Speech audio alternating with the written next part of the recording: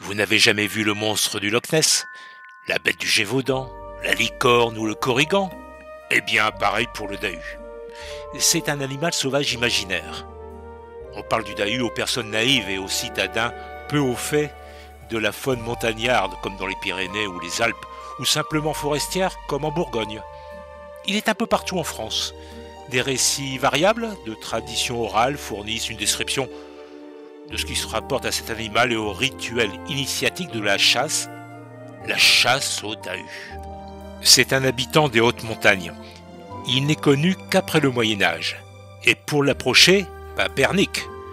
Les tentatives pour le capturer ou même simplement l'approcher se soldent toujours par un échec.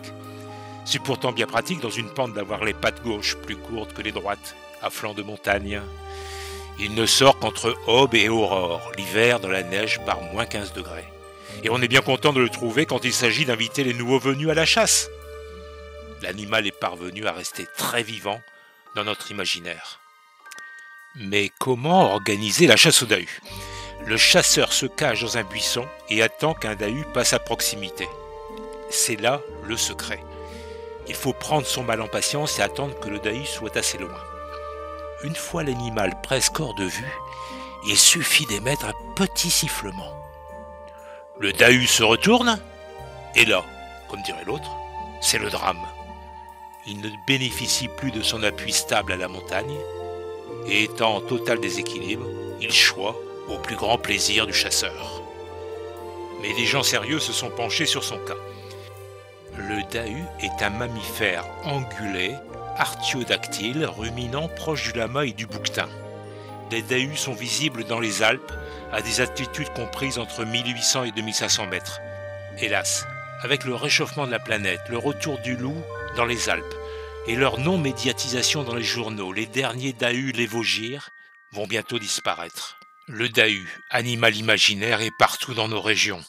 On le trouve dans le Jura, on l'appelle le déri, ou le darou dans les Vosges, le daru en Bourgogne, le tamarou dans l'Aubrac et l'Aveyron.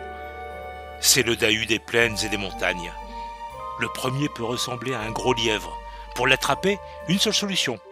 Il faut trouver son terrier et imiter le cri de la carotte, jusqu'à ce qu'il sorte.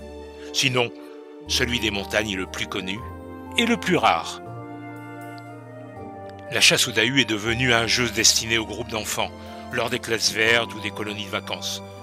La traque de cet animal est l'occasion de s'aventurer en forêt pour y observer ses traces. Rire à plusieurs aux dépens d'un seul. Mais ça alimente les conversations de café, à la veillée ou lors des pauses et des repas collectifs en période de moisson. Et la morale de l'histoire revient au petit Gibus dans la guerre des boutons. Si j'avais su, j'aurais pas venu. Ou encore mieux dans le corbeau de La Fontaine, qui, honteux et confus, jura, mais un peu tard, qu'on ne l'y prendrait plus.